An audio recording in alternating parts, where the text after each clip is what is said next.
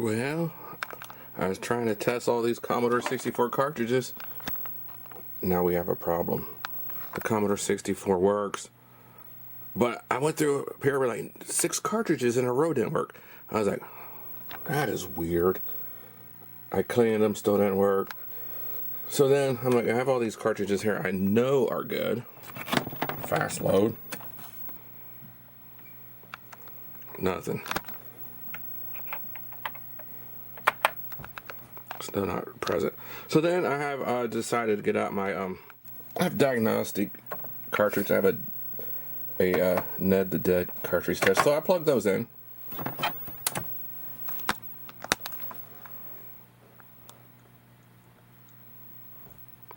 Nothing there. Let's try the other one. No flashes.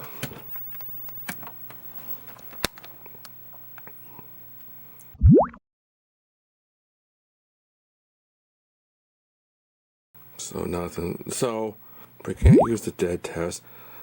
Basically, I clean. Let's open this up. And then first thing I did was cleaning the cartridge port.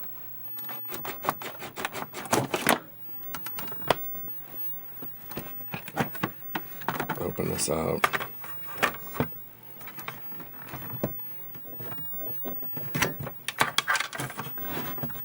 Unplug everything. So I think we're going to want to look for 2 things. We want to clean this, but I already cleaned this. I have, where's my cleaning stuff here? I've already cleaned it with this little device. I have these. They're 3D printed. You dip them in, you put some alcohol on it, and then you stick it in there and clean it. So I did that, no change. So next I'm going to blow some can air in there. I'm going to look for bent pins next too.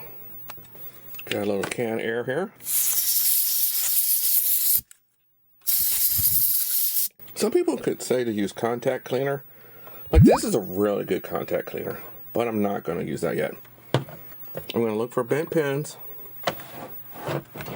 And then after that, we're going to look for broken solder points. Alright, since I don't see any bent pins, I'm going to heat up the soldering iron and just hit all the connections real quick. That won't take long at all. But to do that, we have a couple of screws we have to remove. So I'm going to go ahead and remove some of these screws. So I already showed you how to replace this in another video. I'll put the link in the description. And you have this shield in the back. You just cut through here. I only tacked it one place. And then I'm just going to fold the shield back. I have some solder braid here. Iron's not hot enough yet. This is just a really cheap soldering iron. My good stuff's out in the shop, but I don't feel like it's really cold. I don't want to go out there.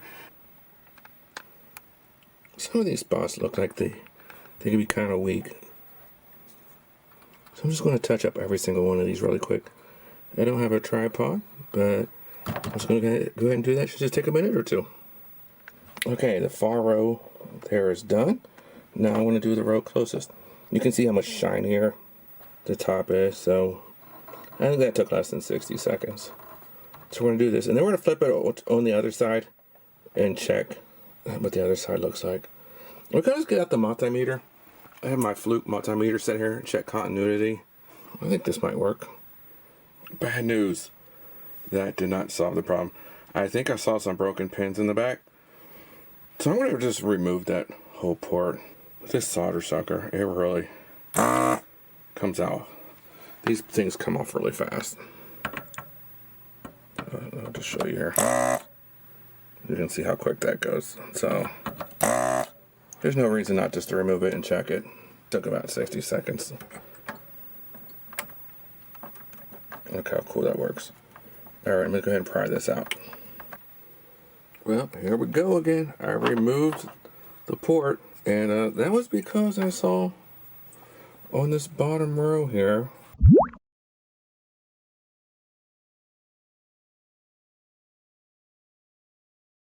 I'm going to get a picture of it. This pin here was broken, this one, and this one. And I think it's from shoving in and out some really tight cartridges.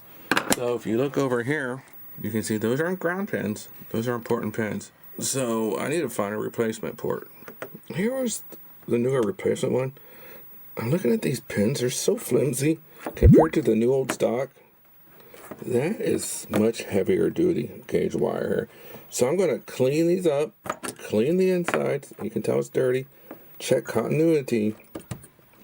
I'm going to solder this in there. Okay, before I put the shield and the guide back on, I just want to test it. So I just got the AV cable, power. Fingers kind of centipede. I got centipede in right there. It works. Oh, nice. It works. I really, these come in really handy when you're old, but it works. But I think I breathed in a lot of solder fumes in this job, but it really wasn't hard. If you have the right tools, like a desoldering iron, that was like a $5, $10 soldering iron there. I mean, this thing costs a couple $100, but and I have an old Commodore 64 board here that doesn't work. It's missing chips, and now it's missing the cartridge port. I did not expect this to be such involved job. I don't know. It probably took an hour, but I took my time, and it was actually pretty fun. Thanks for watching. We got the cartridge test. These things down here, they're false positives. Ignore those. It's because I don't have all the harnesses here hooked up to the surfaces. You'll get that. You don't have all these harnesses plugged in. Just remember that if you have like a dead cartridge test, those you can ignore if your system's working fine.